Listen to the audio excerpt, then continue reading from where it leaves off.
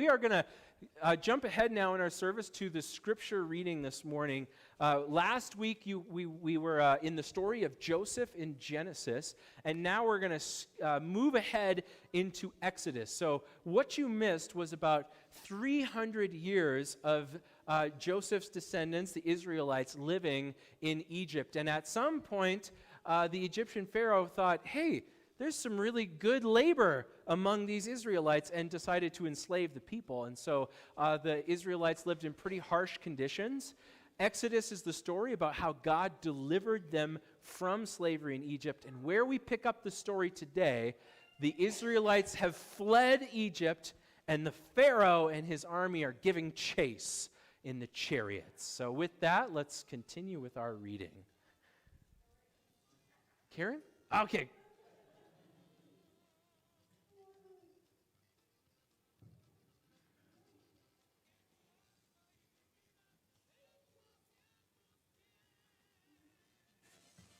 Exodus chapter 14, verses 5 to 7, 10 to 14, and 21 to 29. When the king of Egypt was told that the people had fled, the minds of Pharaoh and his officials were changed towards the people, and they said, "What have we done, letting Israel leave our service?" So he had his chariot made ready and took his army with him. He took 600 picked chariots and all the other chariots of Egypt with officers over all of them. As Pharaoh drew near, the Israelites looked back, and there were the Egyptians advancing on them. In great fear, the Israelites cried out to the Lord. They said to Moses, "Was it because there were no graves in Egypt that you have us taken away to die in the wilderness? What have you done to us, bringing us out of Egypt? Is this not the very thing we told you in Egypt? Let us alone. Let us serve the Egyptians. For it would have been better for us to serve the Egyptians than to die in the wilderness." But Moses said to the people, "Do not be afraid. Stand firm. See the deliverance that the Lord will accomplish for you today. For the Egyptians whom you see today, you shall never see again. The Lord will fight for you, and you have only to keep still." Then Moses stretched out his hand over the sea. The Lord drove the sea back by a strong east wind all night, turned the sea into dry land, and the waters were divided. The Israelites went into the sea on dry ground, the waters forming a wall for them on their right and on their left.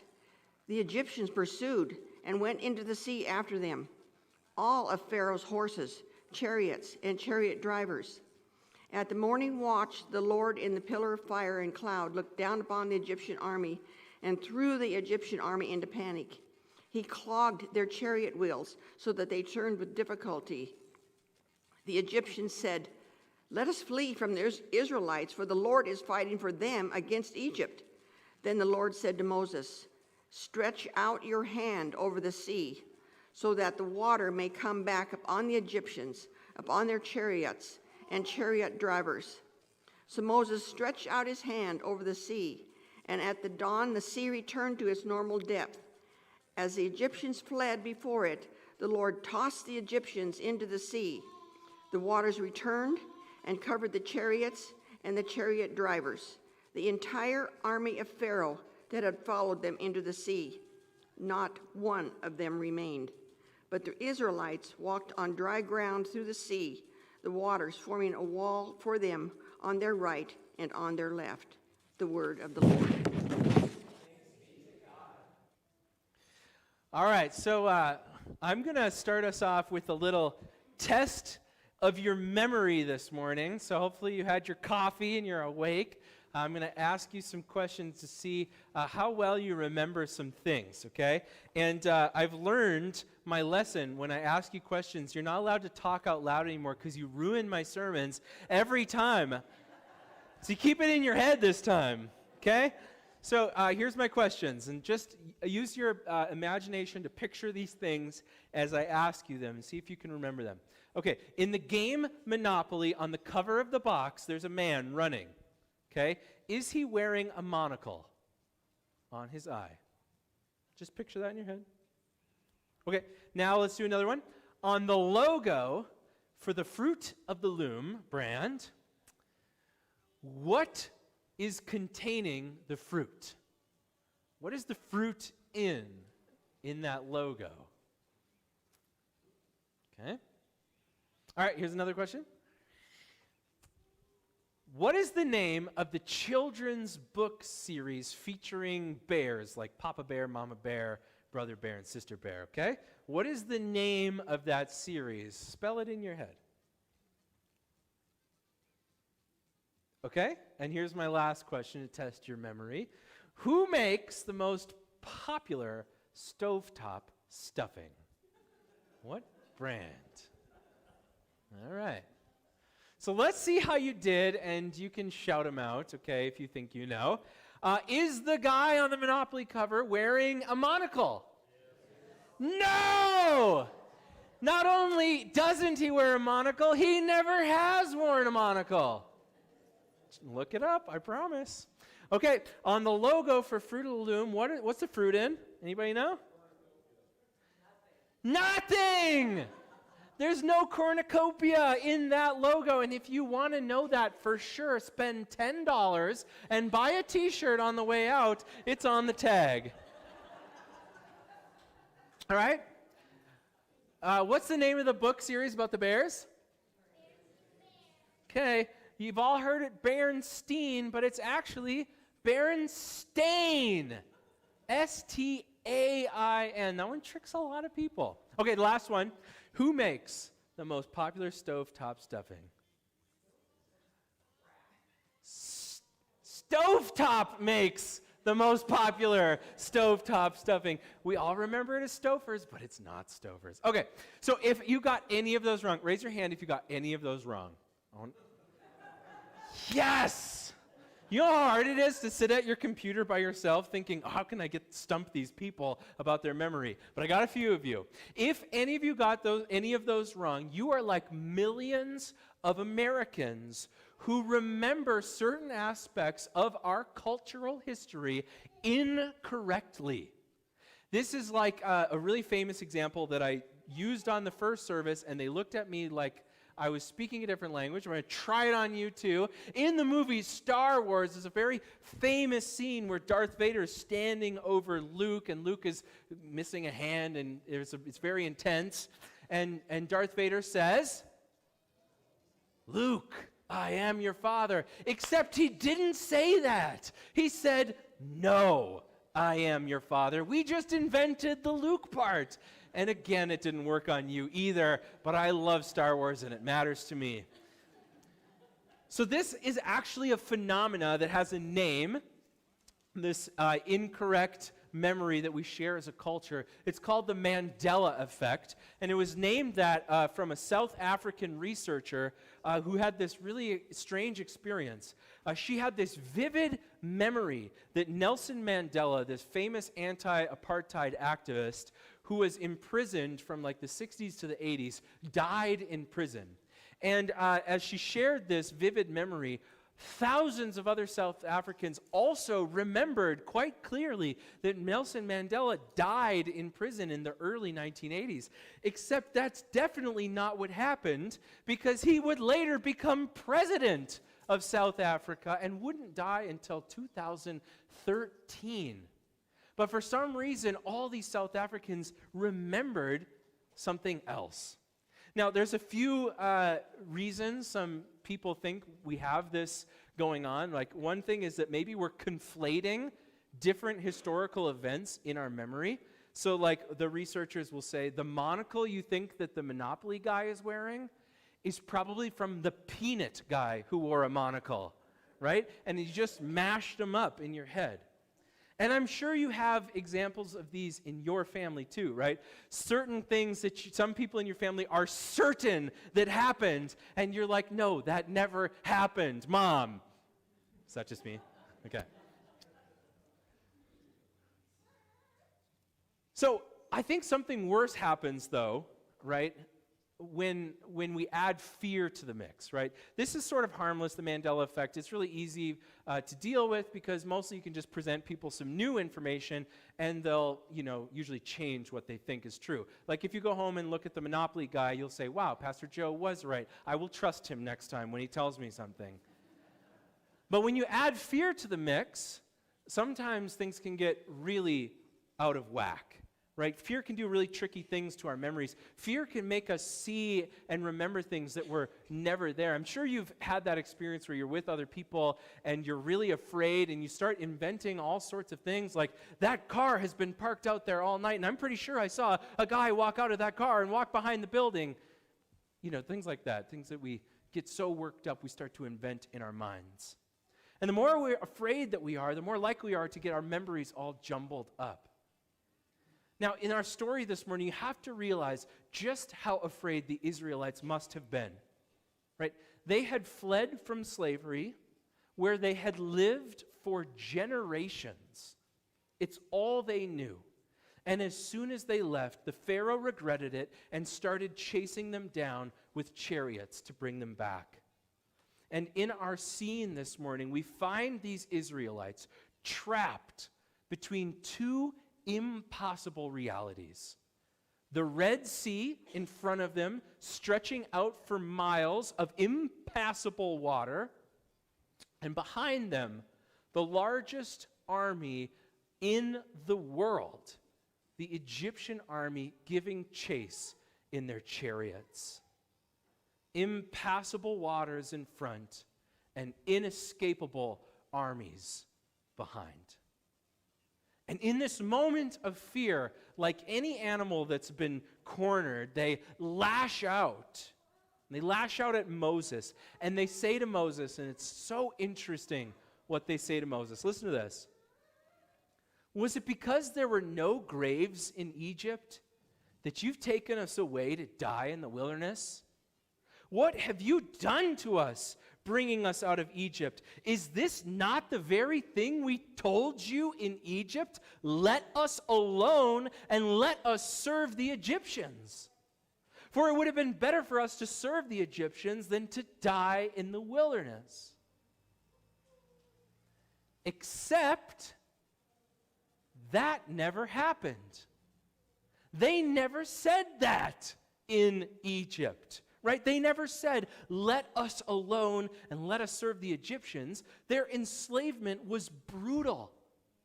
Their lives were harsh and dangerous and dehumanizing. The Bible even described their misery at many points in the Exodus story. In chapter 3, God says to Moses, I have observed the misery of my people who are in Egypt. I've heard their cry on account of their taskmasters. Indeed, I know their sufferings, and I've come down to deliver them from Egypt. As slaves in Egypt, they were beaten.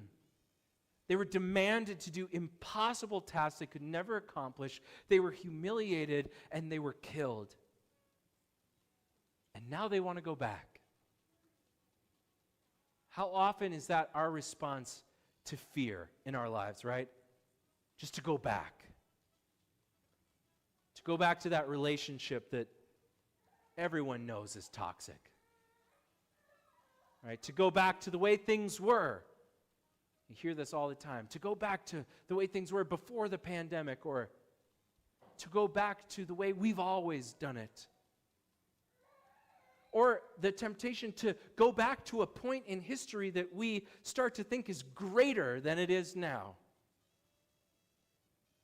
Or maybe to go back to the bottle or the pills.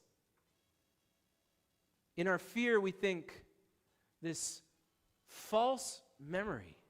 We start to think, maybe things weren't so bad after all. Now, this is natural. It is in our nature as human beings that when something changes and it's scary and we're afraid, it triggers something in the oldest part of our brains, the brain stem, or what some people call the reptilian brain. And we do what every animal does when it's cornered: we fight or flight. See, humans have more developed parts of our brain, right? We have the upper part, which is emotions, and the even further up part, which is the logic. But when something is scary, when we're afraid, the first thing to react is our brain stem, and we think fight or flight. A lot of us have been living in our brain stems for many years now. Between COVID, between the deep polarization of our country, between the constant onslaught of bad news that faces us every time we turn on the TV or scroll on our phone, all the violence that we see in our world, it's been one fight or flight after another. And you know what? Some people love this, right? Cable news networks love the brainstem. Politicians love the brainstem because the more afraid, the more they can trigger this fight or flight response, the more they can get you to react out of fear instead of your logical brain, and the more they can get you to believe whatever they tell you about the world or your neighbor or the past, which may not have ever been true. So we might say something like the Israelites. Let us alone and let us serve the Egyptians. Let us alone and let us serve money. Let us alone and let us serve ourselves. Let us alone and let us go back to the golden days. Let us alone. Let us be afraid. I love what happens next in the story. It's a real surprise, I think. When God meets them at the shores of the Red Sea, God doesn't tell the Israelites, get ready to fight. Arm yourselves against the Egyptians. They're coming.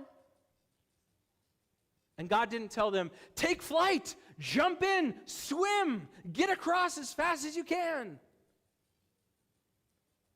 God didn't meet them in their brain stems and give them the impossible task of saving themselves. Instead, God took control. Through Moses, God tells him something that I think that we all need to hear. God says, do not be afraid. Stand firm and see the deliverance that the Lord will accomplish for you today. The Lord will fight for you, and you only have to keep still. Stand, see, and be still. This sounds so counterintuitive, I think, especially for those of us who like to be in control all the time. In the face of fear, God says, don't fight and don't flight. Be still and know that I am God and that I am in control. With everything going on around us in the world right now, I think that this is becoming more important than ever. Right? See, it's in our nature. We always want to be in this state of fear, and we don't want to let go of our fear, and so we just keep scrolling, and we just keep turning on the news, and we just keep letting our brains go wild with our fears and all the made-up stuff we believe about the world. But God invites you to be still and let God take control. You don't have to bear the weight of the world on your tiny human shoulders. Let God take it. Or as Jesus says, come to me, all you who are weary and carrying heavy burdens, and I will give you rest. When you feel stuck between an impassable sea and an inescapable army, God says, be still. And when God has done the impossible, when God has opened a way where there was previously no way at all, then step out in faith and courage, trusting that God will be with you every step of the way. You know, that must have been a terrifying moment for the Israelites, right? To step out onto the seabed where there was once a sea, knowing full well that there could be a sea again. I actually saw pictures this week from Florida. I don't know if you've seen these, like when there's a big surge, parts of the ocean just recede. It's so eerie and ominous. Imagine stepping out into that, knowing at any minute the water could crash down. But I believe that the more that we are still with God, the more courage and faith we have to step out and trust that God's got us. Now, this doesn't mean life gets easier. The road ahead is not always easier. For the Israelites, escaping the Red Sea and escaping the army was just the beginning, right? Because then they have to wander in the wilderness for how long? 40 years. I haven't even been alive 40 years. This sounds like a long time to be wandering in the wilderness. And for years, this same fear reaction and that same false memory will come rushing back to the Israelites. It's in our nature. In chapter 16, they say one of the most ironic statements in the Bible. These people who fled slavery in Egypt, they say this to Moses: "If only we died by the hand of the Lord in Egypt, when we sat by the pots of meat and we ate our fill of the bread. For you've brought us out into this wilderness to kill this whole assembly with hunger." When we ate our meat, and they forgot the whole slavery part. That's what we do when we get afraid. But God never gives up on us, and God never gives up on them through their 40 years in the wilderness. God continues to show up for them, to provide for them, and to show them that God's got this. There are a lot of things in our world right now that seem impossible. Whether it's the political polarization that doesn't just affect our communities, but even our families. Whether it's the senseless violence that just never seems to stop. Whether it's the constant bad news. Whether it's war-hungry countries like Russia invading Ukraine, you feel helpless. And I think there's a lot of things probably in your life that might seem impossible right now too. Maybe a relationship, maybe an addiction, maybe money problems. Whatever it is, maybe you feel stuck between two impossible realities. And you might be tempted to believe what the pundits or the politicians tell you about your life, your world, and your neighbors. But I'm not here this morning to play on those fears or to tell you what to do, really. I don't have a 10-step plan for you to save yourself from this scary time in your life. I'm here to tell you what Moses told the Israelites on the shores of the Red Sea when all hope seemed lost. God says, "Be still and watch what I can do." So turn off your TV sometimes. Maybe turn off your phone. Find a few moments to be quiet with God, to be still, and remember the truth that God sent Jesus to love you, to be with you, to never give up on you. And with God, anything is possible. Amen.